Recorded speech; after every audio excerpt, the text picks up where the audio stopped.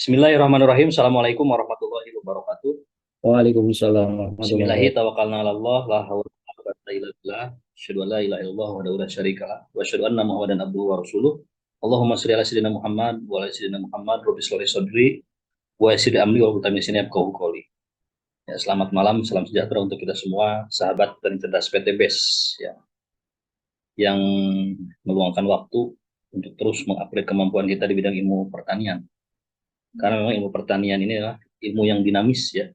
Meskipun beberapa peneliti sudah menemukan uh, beberapa teknologi pertanian, ya, tapi tetap ilmu pertanian itu tetap dinamis.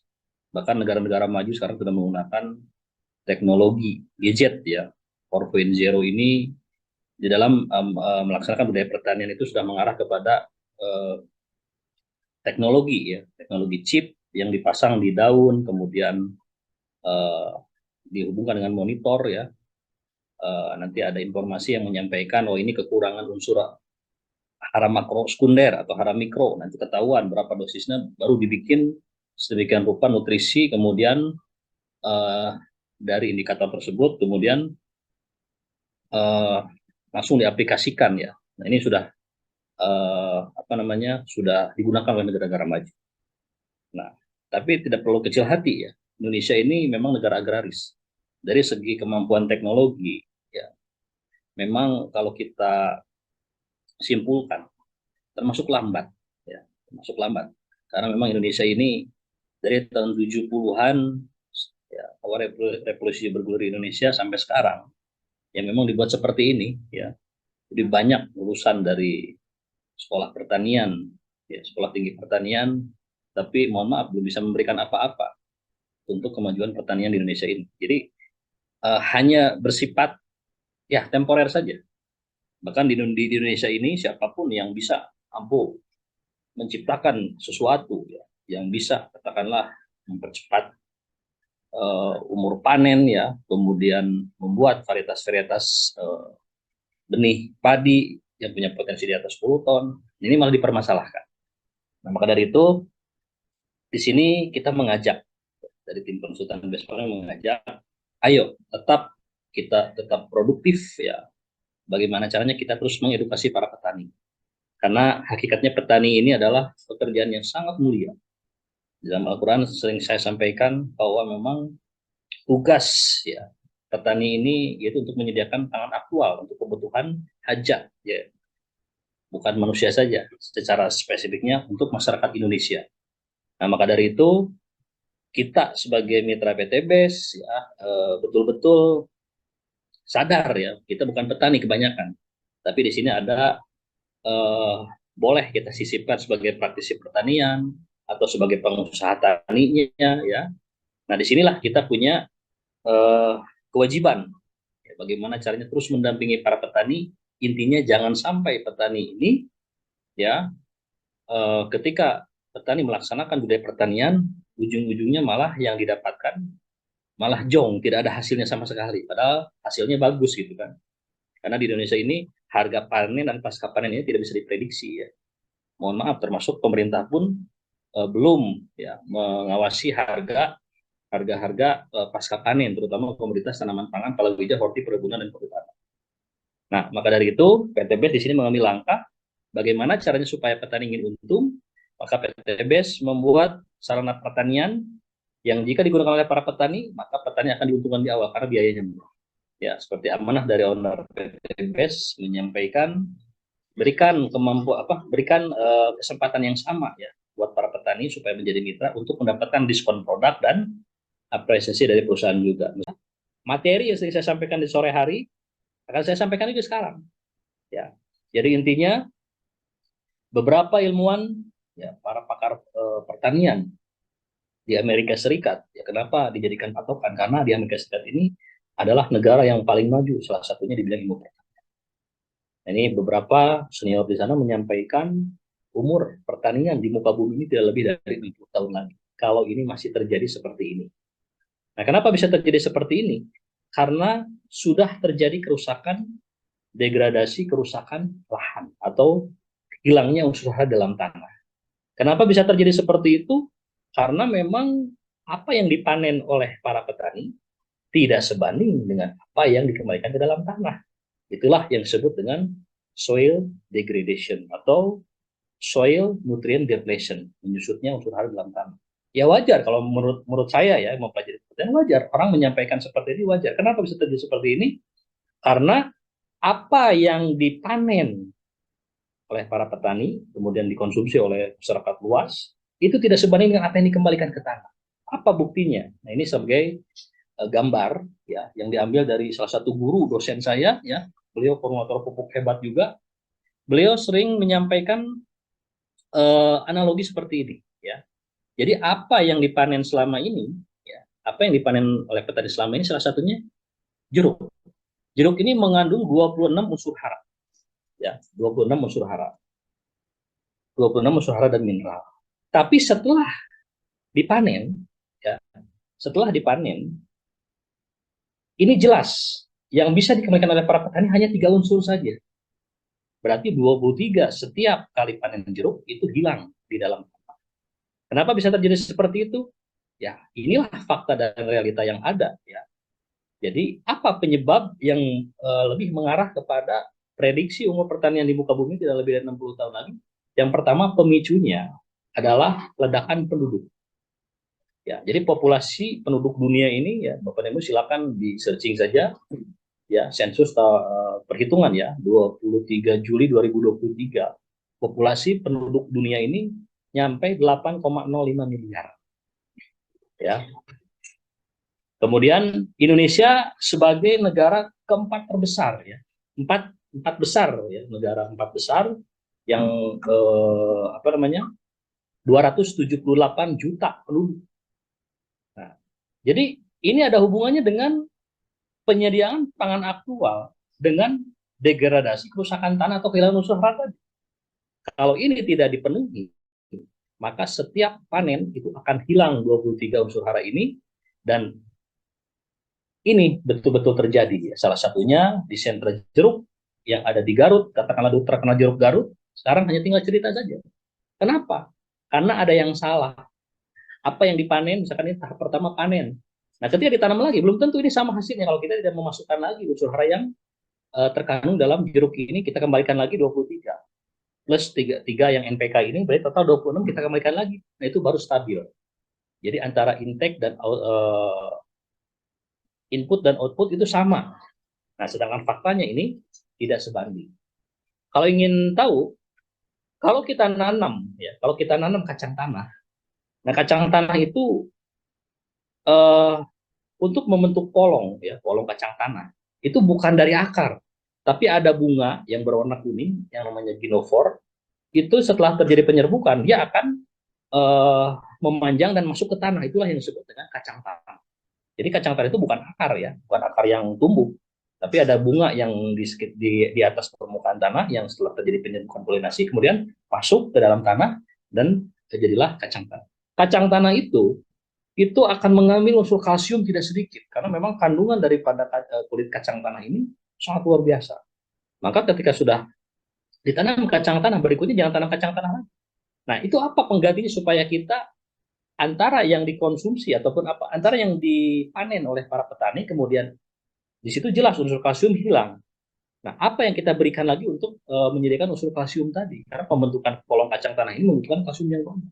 Begitu pula di jeruk, di bulir padi, di mangga, di durian, itu sama.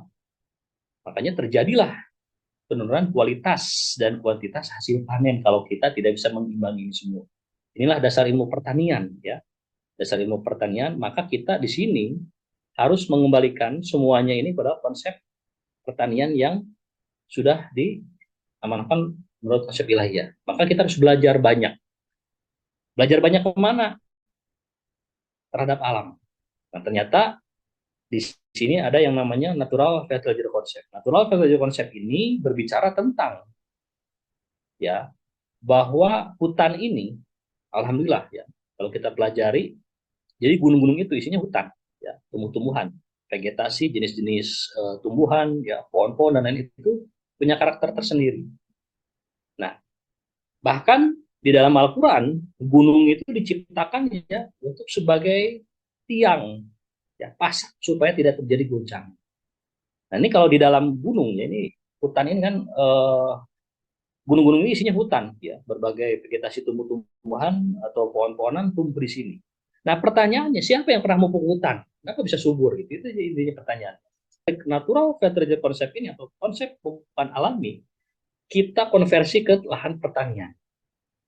Nah, jadi kalau kita lihat lahan hutan ini adalah sebuah konsep ya yang sangat luar biasa. Jadi sampai kapanpun ini insya Allah akan terus lestari. Karena yang merusak itu adalah bukan hutan itu sendiri, tapi zuharul fasadu fil bari wal bahr. Terima kasih sahabat aidikum.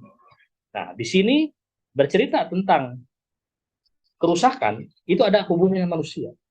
Nah, maka di sini kita mempelajari tentang natural fertilizer ini berarti berbicara tentang pemupukan secara alami yang ada di hutannya seperti apa. Nah, ternyata setelah kita simpulkan kenapa hutan sampai sekarang masih tetap lestari, masih bisa menyimpan air, masih bisa menghasilkan oksigen, hidrogen dan lain-lain untuk kebutuhan manusia dan hewan. Nah, ternyata di dalam hutan ini ada 3 pilar yang terus kontinuitas, yang terus berkelanjutan. Ya, yang pertama tersedianya karbon organik secara ideal dan secara tersendiri. Berbicara tentang karbon organik berarti berbicara tentang bahan-bahan organik yang terkandung di permukaan tanah, di dalam tanah, karena tadi ya daun-daun yang jatuh, bangkai-bangkai binatang buas, bangkai binatang kecil dan lain-lain itu akan terurai.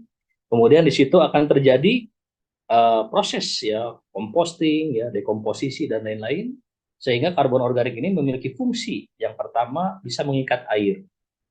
Yang kedua, karbon organik ini sebagai energi untuk maintenance dan perkembangbiakan mikroorganisme. Kemudian karbon organik ini pun memiliki fungsi ya yang sangat luar biasa sebagai bahan unsur hara, ya raw material unsur hara. Maka di sini karbon organik ini di dalam ilmu pertanian kunci ya dalam 13 faktor penentu ini salah satu kunci keberhasilan dalam budidaya pertanian. Nah, dari karbon organik ini jelas nanti akan tersedia unsur hara. Unsur hara ya yang memang tadi ada beberapa bakteri yang menyediakan bakteri katakanlah penambat nitrogen, pengurai fosfor dan lain-lain ya. Kemudian unsur hara ini terpenuhi. Kemudian dari aktivitas ini pun ya melalui proses composting, proses penyerahan material organik yang bersifat kompleks menjadi sederhana. Kemudian itu akan menghasilkan humus. Humus ini adalah bagian terakhir ya berupa yang didapatkan berupa senyawa sederhana yang disebut dengan humic acid, asam kuman. Nah, jadi berbagai permasalahan pertanian di dunia ini ya kalau dari tiga pilar ini tidak terpenuhi, misalkan yang terjadi sekarang lahan pertanian di Indonesia ini banyak terjadi ya eh, para petani bawang merah, padi sudah mengaplikasikan pupuk dan pestisida, tapi kenapa masih serang hama dan penyakit dan masih ada ancaman gagal panen? Nah, inilah yang terjadi. Ataupun yang sering saya dengar, banyak sekali pertanyaan, Pak, bagaimana cara mengatasi kerontokan bunga durian, bunga mangga, dan lain-lain. Karena tadi tidak memahami konsep natural fertilizer ini. Makanya petani ini hanya bisa menyediakan unsur hara saja berupa NPK. Sedangkan karbon organiknya tidak tersedia, humic acidnya tidak tersedia, maka di sini imunitas tanaman, ya meskipun diaplikasikan NPK seberapa banyak pun tidak terbangun, sehingga di situ tanaman mudah sekali diserang hama dan penyakit tanaman. Jadi imunitas itu adanya di penyediaan karbon organik dan humus humic acid. Nah, seberapa penting sebetulnya? Ini kalau kita lihat, inilah sebuah realita. Apa yang kita tanam sekarang, misalkan padi, ya, padi ini kita tanam dari tahun ke tahun, varietas dibuat ya sedemikian rupa supaya bisa meningkatkan hasil dari gabah kering panen untuk luasan 1 hektar supaya dapat lebih ya. Ternyata faktanya ya di sini nitrogen kehilangan 43%, fosfor kehilangan 27%, sulfur 33%, karbon yang paling tinggi setara dengan nitrogen 43%. Nah, harapannya kita bertani ini mengaplikasikan produk NPK yang ada untuk yang mengarah kepada gambar yang sebelah kanan, faktanya yang terjadi sebelah kiri. Inilah yang terjadi kerusakan. Nah, maka disebutlah soil nutrient depletion atau nutrisi dalam tanah yang mengalami penyusutan. Nah, sedangkan pupuk Andalan petani NPK saja. Nah, ini alhamdulillah produk dari PTBS memiliki unsur hara lengkap: nitrogen, fosfor, kalium, kalsium, magnesium, sulfur, dan 7 hara mikroesensial. Serta ada humic acid dan lain-lainnya. Nanti akan kita bahas secara detail. Nah, kemudian negara-negara maju pertanian pernah mengadakan pertemuan ya. Negara-negara yang sudah maju di bidang pertanian, baik mekanisasi pertaniannya, teknologi pertaniannya ya. Dan Indonesia tidak masuk ke sini ya. Disebutnya ada pertemuan Paris Agreement Agriculture November 2017. Jadi kesimpulannya unsur karbon lah yang paling banyak hilang dari tanah dan direkomendasikan dia di apa namanya di bagian tulisan yang tengah di sini ada 0,4% per tahun harus masuk. Nah, itu kalau menurut ilmu apa menurut ahli pertanian paling tidak 5 sampai 7 ton pupuk tanah harus masuk itu sebagai karbon organik. Nah, tapi yang jadi masalah sekarang SEA organik ini kan untuk penyediaannya bermasalah. Karena apa? Tidak mungkin berbicara tentang jutaan ton, jutaan hektar, kita harus menyediakan pupuk kandang dan itu bukan sebagai solusi.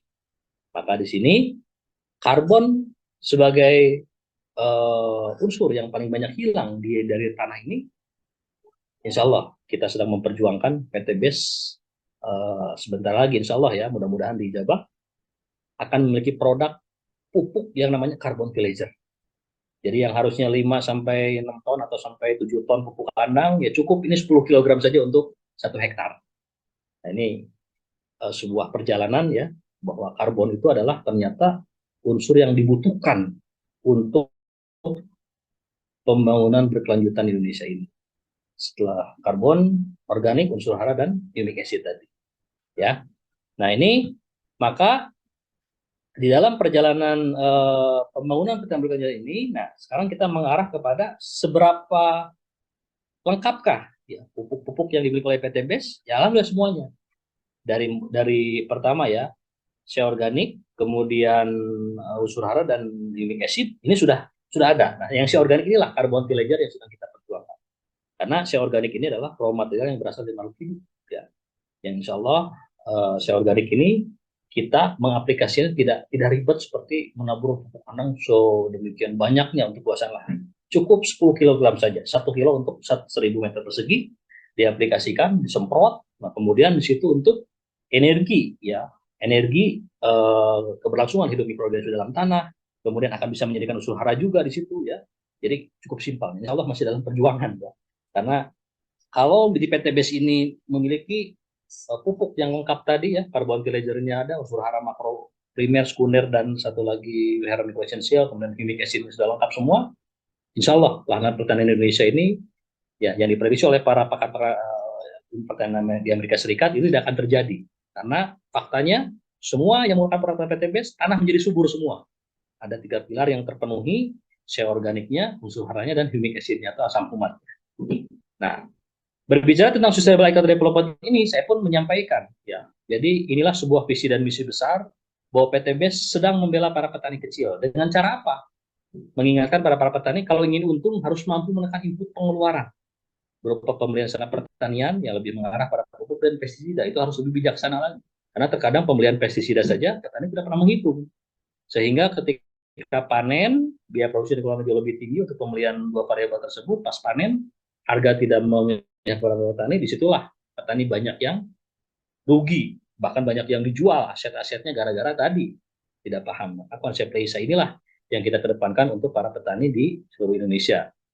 Dengan cara apa? Ya gunakan produk PTBS yang memiliki konsep natural fertilizer konsep tadi. Ya, SEA organiknya nanti insya Allah berupa carbon villager sedang kita persiapkan. Kemudian yang kedua berupa unsur hara, yang ketiga berupa humic acid yang lengkap semua. Ya, jadi hasil pun akan meningkat.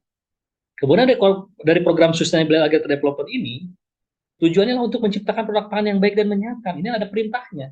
Yang julil insanu ila to'ami. Adalah setiap manusia memproduksi produk pangan itu betul-betul baik dan menyehatkan. Nah, ini perintahnya.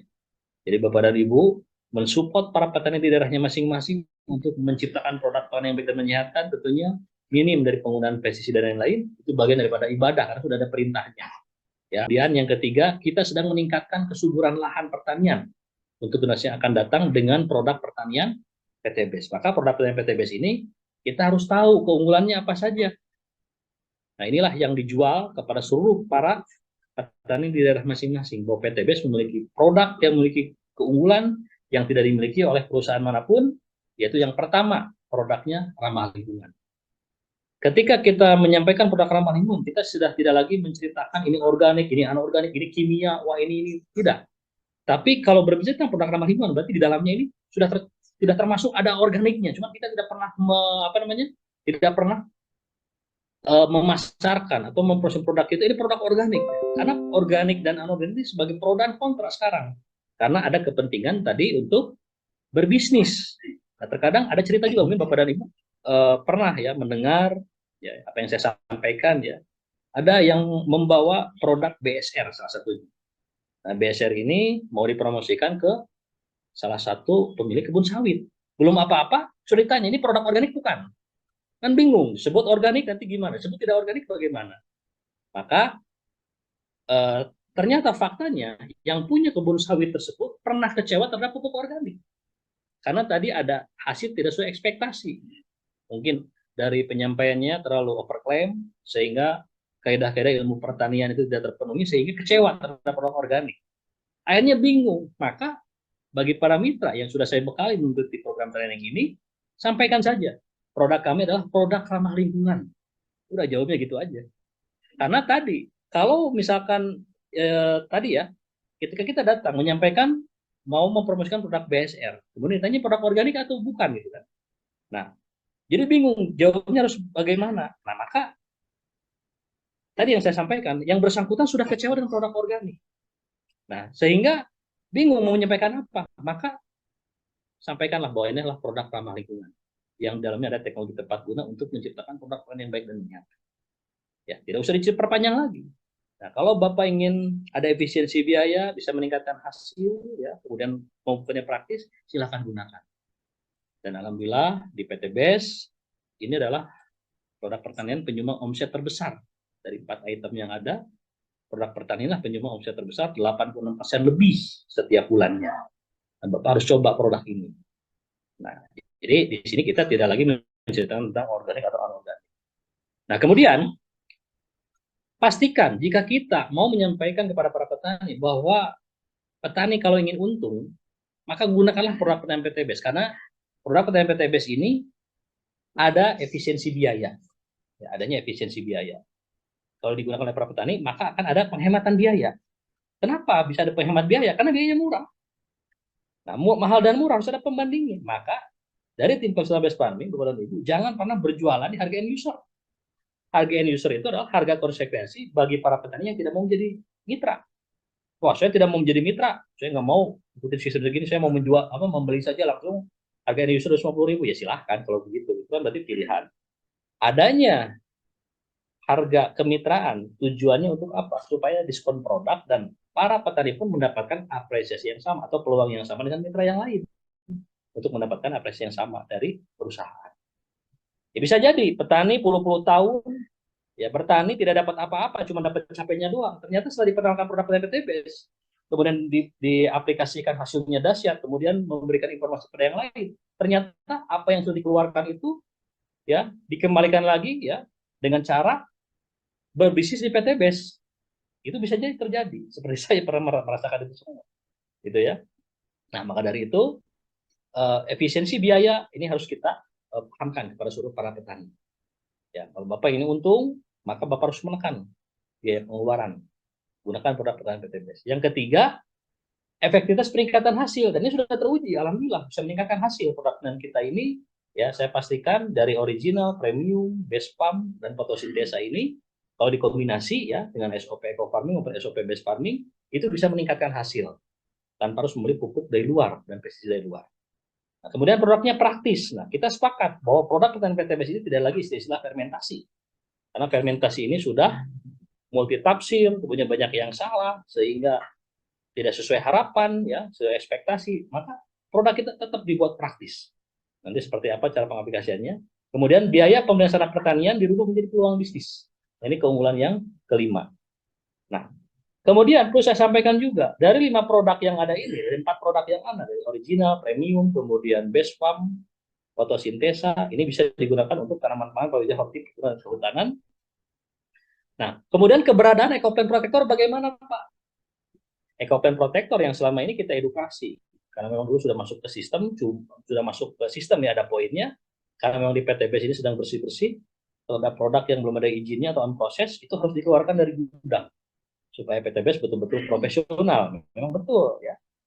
Nah, maka dari itu, ada beberapa yang dikembalikan ke produsen, yang bawa ekoplan protektor ini, selama ini ya tim konsultan memberikan edukasi kepada para mitra ini untuk mendampingi produk pertanian yang ada ini sebagai pelihara penyakit tanamannya menggunakan ekoplan protektor. Kenapa? Karena semuanya berbasis mikroorganisme. Nah, adapun produk ini sudah tidak bisa lagi diakses di PTBS, kan eh, kemarin masih tersisa ada 13.000 box, maka 13.000 box ini diretur ke produsen, dan alhamdulillah ada izinnya juga dari owner untuk dipasarkan secara konvensional. Karena tadi ya, meskipun ini sudah tidak ada hubungannya dengan PTBS, karena tadi ya produk ini masih on proses. Nah, kemudian supaya izin distribusi ini tetap legal, maka ekoplan protektor ini dikeluarkan, didistribusikan, dikelola langsung oleh produsen. Ada admin ekoplan protektornya, kemudian ada hologram Aliansi Indonesia. Supaya apa? Supaya aman, dan mitra PTBS yang lain yang menggunakan produk ini tetap aman. Kenapa masih diedukasi, Pak? Izinnya belum ada. Karena tadi ya, yang pertama untuk mengkaji senyawa antara produk pertanian PTBS dengan pengamatan penyakit tanaman yang sifatnya kimia sintetis itu jauh lebih berbahaya. Jadi kalau ini dihilangkan dan tidak boleh dibicarakan misalkan ya, ataupun tidak boleh ya, maka di sini peluang petani pasti akan menggunakan racun kimia sintetis. Dan apa artinya teknologi berbasis mikroorganisme yang ada pada original, premium, ya, kemudian base pump dan fotosintesa, kalau di dalamnya ada masih kimia sintetis dari jenis pestisida. Nah, itu pernah terjadi ketika eco farming, ya tanpa didampingi dengan produk yang mendampingi tanaman, terkadang para petani mencampur adukan dengan racun, kemudian diaplikasikan tanaman tidak sesuai, komplainnya ke kita. Nah, maka inilah beratnya sebagai tim konsultan ya, bagaimana caranya kita masih merekomendasikan ini semua. Ya, tujuannya apa? Tujuannya tadi supaya semuanya senyawa dan tidak saling menjegal antara bakteri satu dengan bakteri yang lain. Nah, ini 5 keunggulan ini harus dipahami ya. Alhamdulillah 13.000 itu baru beberapa hari saja sudah habis beberapa ribu juga ya, didistribusikan ke seluruh Indonesia ya, karena memang produk EcoPen Protector ini sudah banyak menebar manfaat ya. Ketika saya ada pertanyaan kepada owner, sampai kapan? Ya sampai izinnya dari ini keluar baru dipromosikan lagi gitu kan. Ya artinya ya untuk mengedukasi ya, intinya saya hanya mengarahkan saja ya, tidak terlalu bagaimana seperti dulu ya materi-materi khusus disampaikan. Nah, sekarang tidak disampaikan lagi, hanya mengarahkan saja yang membutuhkan produk ini diarahkan khusus kepada admin EcoPen Protector. Ada 3 grup yang sudah saya buat, ada grup 1, grup 2, grup 3, ya semuanya total hampir 3.000 ya, itu untuk mengedukasi produk ini. Nah, kemudian di sini ada lagi ya mengenai tentang pengelompokan tanaman. Nah, ini Bapak dan Ibu harus tahu semua ya. Ini insya Allah materi ini ada di buku Farming Guide cetakan kelima. Jadi permintaan dari owner ya, materi yang sarana pertanian yang izinnya on proses nanti akan dikeluarkan. Jadi EPP ini materinya akan dikeluarkan diganti dengan ini ya. Karena apa tadi ya? Karena memang sedang bersih-bersih ya di gudang supaya jangan ada indikasi produk-produk yang sudah dipasarkan. Nah, kemudian materi ini itu sudah kita buat, kita susun, nanti masuk dalam buku Farming Guidebook cetakan kelima. Ya. Nah, ini Bapak Ibu harus tahu ya, pengelompokan tanaman ini ya, tanaman pertanian ini ada tanaman pangan, palawija, horti, perkebunan, dan kehutanan. Nah, masing-masing punya karakteristik tersendiri. Tanaman pangan adalah tanaman yang dikualifikasi sebagai bahan pokok utama, ada padi, jagung, dan sagu. Kemudian tanaman palawija, tanaman pokok kedua setelah padi, jagung, dan sagu tadi yang dikonsumsi oleh Indonesia sebagai bahan pokok kedua, bisa berupa umbi-umbian dan kacang-kacangan. Uminya singkong, talas, ubi jalar, kemudian kacangnya kacang tanah, kacang kedelai, dan kacang hijau itu masuk. Kemudian tanaman hortikultura, nah ini tanaman sayuran berupa daun, sayuran berupa buah, buah-buahan semusim supaya melon, semangka, dan lain ya. Tanaman berbuah tahunan, durian, rambutan, mangga, dan lain. Kemudian tanaman hias itu masuk ke hortikultura. Tanaman perkebunan cirinya tidak bisa dikonsumsi, ada kopi, kelapa sawit, pala, vanili, ya. Kemudian cengkeh, ya, rempah-rempah, kemudian rimpang-rimpangan seperti jahe, putih, temu irang dan lain-lain itu masuk ke perkebunan. Tanaman kehutanan yaitu fungsinya untuk kebutuhan kayunya bisa mebler dan kebutuhan lainnya, kertas dan lain-lain. Nah, itu berbeda-beda. Intinya produk LMPTBS bisa digunakan untuk kelompok tanaman yang ada di slide ini, ya, tanaman pangan, palawija, horti, perkebunan itu bisa semua. Nah, maka dari itu, Bapak dan Ibu, dari budidaya pun saya menyampaikan ya bahwa produk LMPTBS ini, ya, kalau lihat dari 13 faktor-faktor penentu ini, ya, intinya adalah eh, di poin nomor 9, poin nomor 4. Jadi bukan satu-satunya produk LMPTBS ini bisa meningkatkan hasil. Ya, yang bisa meningkatkan hasil itu ada 13 faktor-faktor penentu. Mulai dari benih bibit unggul, ketersediaan bahan organik, C organik ideal tadi, ya, sinar matahari, teknologi mikroba, pH tanah, salinitas, ketersediaan air, relatif humidity, nutrisi, NPK berimbang, hara makroskoder, hara mikro dan JPT, jarak tanam ideal, pengawalan penyakit tanaman dengan guna, panen pasca panen. Nah, ini intinya eh, kita harus memenuhi 13 faktor-faktor penentu ini, insya Allah akan meningkat hasilnya. Bahkan panen pun, kalau ingin hasilnya melimpah, itu di jam 14.30 sampai jam 19.30. Itu kajian-kajian yang ilmiah, supaya ada peningkatan 15-20%. Ya. Nah, kalau kita ceritakan, ya, ini materi sebenarnya panjang. Ini pernah disampaikan ketika training, ya, di kemarin di sore hari, ya, strategi peningkatan hasil padi, ya, supaya bisa mendapatkan hasil di atas 10 ton per hektar. Itu ada persyaratan-persyaratannya. Ini pernah dibahas juga sering, ya, saya sampaikan juga, atau di channel YouTube saya pun pernah ada dibahas, ya, materi ini. Nah, intinya aplikasi yang paling utama, ya, ini pertama standar operasi prosedur untuk komoditas tanaman pangan dan hortikultura. Nah, ini di sini ada land clearing, pembersihan lahan, pemenjakan lahan, ya, penaburan materi organik kalau ada organik, kemudian penaburan dolomit, H-5. Nah, ini yang terbarunya seperti ini. Jadi intinya aplikasi produk pertanian PTBS, ya, intinya kita bagi menjadi ini. Nah, ini insya Allah akan kita sediakan di buku cetakan kelima Farming Guide. Jadi dari 4 produk yang ada di PTBS ini, original, premium, kemudian base farm dan fotosintesa, kita bagi menjadi 2 standar operasi prosedur. Yang pertama, komoditas tanaman pangan, palawija, horti, perkebunan dan kehutanan, ya, di masa pratanam, kalau kita menggunakan eco farming, ya, karena memang sudah ada izin dari produsen untuk mengkombinasikan dengan produk base farming yang lainnya, maka di sini saya merekomendasikan eco farming itu baik yang original maupun premium, daripada membeli pupuk NPK dari luar 25%, maka silakan gunakan fotosintesa untuk dikombinasi dengan eco farming. Nah, apa buktinya, sudah dikaji atau gimana? Sudah. Alhamdulillah hasilnya dahsyat. Dan silakan Bapak dan Ibu yang mau menggunakan SOP eco farming, yang tadinya di brosur itu eco farming tunggal dengan ketentuan 20% penggunaan pupuk dari luar, nah maka di sini saya kombinasi dengan fotosintesa, alhamdulillah hasilnya bagus. Ya, tadi sawi yang tadi itu hasil kombinasi penggunaan pupuk eco farming dengan fotosintesa. Di masa pratanam aplikasi ke tanah 18 gram eco farming original ataupun kalau yang premium berarti separuhnya, ya, 8 gram. Nah, ini dari mana? Dari kebutuhan 6 tub per hektar untuk tanaman padi, ya, kita ambil sampelnya tanaman padi dulu, ya. 6 tub dikali 30 gram yang EcoP original berarti 180 gram. 180 gram dibagi 10. Karena asumsi kita satu tangki 15-17 liter air itu adalah untuk luasan lahan 1000 meter persegi atau 0,1 hektar. Makanya di masa pratanam ini cukup mudah. Kalau kita mau habiskan ke tanah, lahannya cuma ada 1000 meter. Ya kita tinggal ambil saja setengah tub eco farming original, salah satu contohnya ini kan setengahnya kan yang pertama satu tub 30 gram, kita ambil setengah 15 gram, lebihin sedikit itu setara dengan 18 gram, masukkan atau ditambah satu saset eco protector dalam 500 liter air, pelarut, kapurkan saja, ya, air biasa mungkin pH 6,0, kemudian masukkan dalam tangki 17 liter air, semprotkan untuk lahan. Kalau misalkan lahan tersebut luasnya depotnya ada 1000 meter persegi.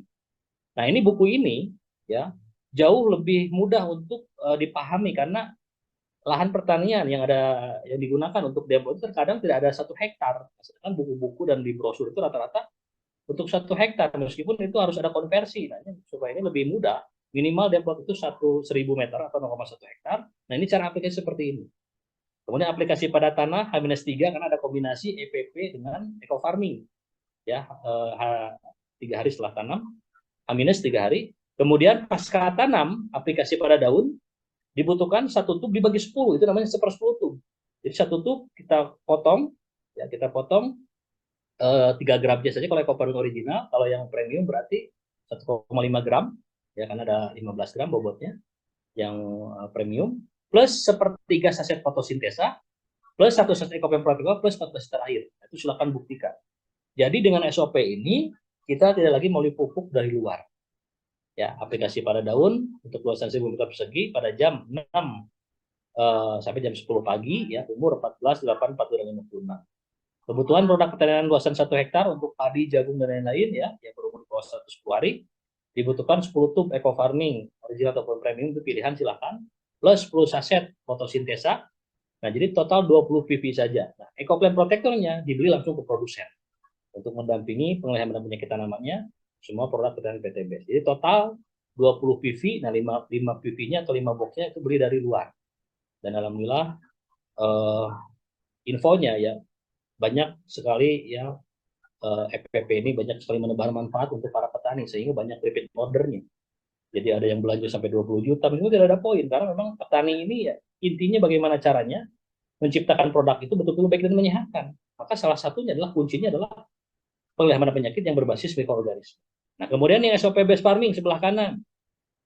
SOP based farming ini intinya adalah untuk komoditas tanaman pangan perkebunan dan kehutanan di masa pratanam ini intinya aplikasi pada tanah dibutuhkan 1/5 tub eco farming karena dibutuhkan 2 tub eco farming per hektar.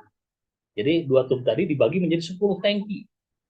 Nah, ini ada bagian berarti sekitar kalau 30 gram ya dibagi 1/5 ini berarti sekitar 6 gram ya, ditambah 1 saset EcoPlan Protector, ditambah 14 liter air, 1 tangki, aplikasi pada tanah untuk luasan 10 meter persegi, H-3 sebelum tanam. Ya, nah itu diaplikasikan H-3. Kemudian pasca tanam, aplikasi pada daun ya 1 saset BSR plus sepertiga saset fotosintesa plus 1 saset EcoPlan Protector dan 14 liter air. Itu semprotkan juga di jam 7, 21, 33, 40 habis setelah tanam jam 6 sampai 10 pagi. Kemudian kebutuhan produk pertanian luasan 1 hektar, 2 tub eco farming original ataupun premium, 16 liter fotosintesa dan 2 box base farm solis dan 5 box EcoPlan Protector itu dibeli dari luar ya. Untuk mendampingi produk luar yang untuk mendampingi produk dan PTBS. Jumlah 25 biji. Nah, dari SOP yang eco farming dan SOP base farming ini di bawah ada catatan. Umur komoditas tanaman di atas 110 hari, apa saja? Ada pisang, ada pepaya California, ya, ada singkong, ada porang, ya, kemudian pisang kapenis dan lain-lain yang umur di atas 110 hari, pengaplikasian 7 sampai 8 kali aplikasi saja atau selama 4 bulan ke depan. Maka di sini yang menggunakan SOP eco farming maupun SOP base farming, ya, itu ada penambahan. Dan kemudian yang menjadi catatan lagi, ini adalah panduan.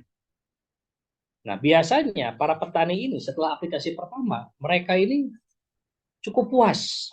Respon anakan padi semakin banyak yang menggunakan SOP eco farming yang dikombinasi dengan eco farming original atau premium dikombinasi dengan fotosintesa dan EPP. Nah, kemudian di luar sepengetahuan kita, rata-rata petani ini ingin mengobservasi lagi, semprot lagi, jauh lebih bagus lagi. Ya itulah yang namanya petani. Dan itu tidak bisa dilarang. Ini hanya sebatas panduan, ya. Dan ini fleksibel, tergantung kondisi yang ada di lahan masing-masing di setiap daerah. Itu sah-sah saja silahkan. Yang penting cara pengaplikasiannya ini insya Allah anti gagal, anti tanaman menguning. Karena di sini tidak ada istilah-istilah fermentasi. Jadi semua disesuaikan dengan kebutuhan luasan lahan. Dan ini sudah diobservasi dan sudah diuji coba, bahkan beberapa mitra PTBS ada yang sedang mendampingi 10 hektar menggunakan SOP based farming, ya. Nah itu sudah bahkan mau panen, ya. Alhamdulillah kita ikut senang juga. Jadi intinya SOP ini ataupun setiap mitra wajib mengetahui mau menggunakan SOP yang mana. Oh, saya udah nyaman menggunakan eco farming. Oh, berarti bagaimana kalau kita lagi membeli pupuk luar? Berarti kombinasi dengan fotosintesa silahkan. EcoPlan Protector tetap wajib, ya, daripada menggunakan racun nantinya tidak sesuai harapan, maka EcoPlan Protector boleh mendampingi semua platform PTBS yang lain. Karena kalau kita tidak memasukkan variabel ini, bisa jadi tanaman yang subur ketika diserang hama dan penyakit kita tidak bisa apa-apa. Ya, maka ini semua SOP yang direkomendasikan dari tim konsultan yang punya tujuan ya untuk meningkatkan hasil, tapi tetap ada efisiensi biaya di dalamnya. Baik Bapak dan Ibu semua, itu saja yang bisa saya sampaikan ya. Mudah-mudahan apa yang saya sampaikan ini bisa terus menambah wawasan ya, ilmu pengetahuan di bidang ilmu pertanian dan tentang penelitian base farming ya. Ini hanya sebatas panduan dan ini masih fleksibel. Nah, kemudian ketika kita mengaplikasikan ini, baik yang SOP eco farming, atau premium ataupun SOP base farming, di tengahnya ada serangan hama dan penyakit. Nah, di sini kita harus bijaksana. Berarti itu sudah waktunya kita harus melaksanakan aktivitas kuratif. Nah, kuratif itu adalah pengendalian atau pengobatan. Yang kalau kita lihat di SOP ini dibutuhkan 1 saset dalam 14 liter air yang kombinasi dengan BSR fotosintesa ataupun eco farming dengan fotosintesa ya. Nah, maka dosis kuratif itu dibuat 3 saset dalam 14 liter air. Ketika kita melihat ada ulat, kita melihat ada serangan hama, worang dan lain-lain, nah itu kita tingkatkan menjadi 3 saset dalam 14 liter air 3 hari sekali. Bahkan bisa ditambahkan 3 saset EPP ditambah 50 meter sunlight, garam 2 sendok teh dalam 14 liter air. Nah, itu alhamdulillah bisa mengatasi berbagai hama apapun saja. Dan Ecoplan Protector cukup efektif juga untuk menghilangkan worang batang coklat, kemudian walang sangit dan lain-lain. Alhamdulillah sudah teruji ya. Nah, intinya itu saja Bapak dan Ibu semua. Mudah-mudahan apa yang saya sampaikan terus mengupdate dan semangat para mitra untuk terus mengedukasi para petani di daerah masing-masing. Maka sesi pertama ini saya sepuluhkan dulu alhamdulillah. Alhamdulillah alamin.